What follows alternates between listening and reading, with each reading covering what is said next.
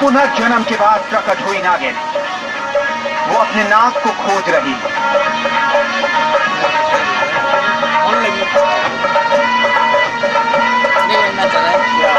ये कौतूहल, ये कोलाहल नायास ही नहीं है। सबके दिलों में एक सवाल है, सबके जहन में एक डर है। वो डर है उस नागिन का जो अपने नाम को खोज रही। सुरई गांव में गजब हो गया। नागिन ने पहचान लिया अपना नाम। क्या है धनीराम के सपने का रहस्य?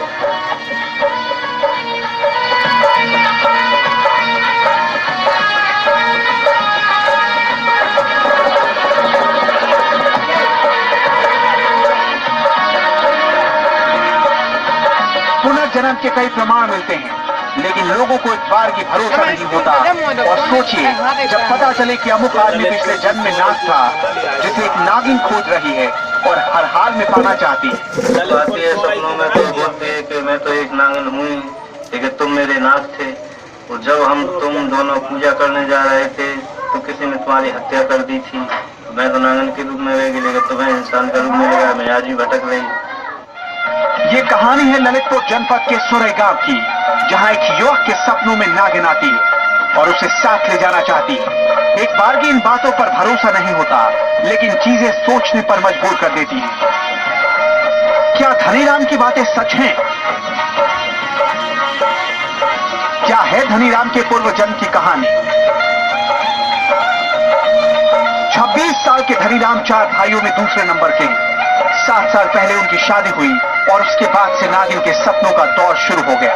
धनीराम का कहना है कि नागिन उसे 20 बार डस चुकी है, लेकिन उसे कुछ नहीं होता। गुस्सा जरूर आता है। वो कभी नागिन के रूप में दिखती है, कभी औरत के रूप में दिखती है। बार बार एक ही बात कहती है कि उदयपुर में जो खंडर पड़ा है, तो बताए थे कि वह खंडर नहीं था, बहुत बड़ा एक राज्य था, एक गांव था। वहाँ पर किसी ने तुम्हारी हत्या कर दी थी, तो तुम अकाल में रहे थे, लेकिन अपना साथ पूरा नहीं हुआ था। लेकिन अभी साथ पूरा करना है, यहाँ समय पूरा हो रहा है, वहाँ चलो। इतना ही नहीं, धनीराम की माने तो नागिन उसे उसके पिछले जन्म की कहानी बताती है और बताती है कि पूर्व जन्म में वो नाग था और उन दोनों का जोड़ा था, लेकिन नाग को एक राजा ने मार दिया और नागिन आज भी उसका इंतजार कर रही है। इसलिए नागिन धनीराम के पास आती है।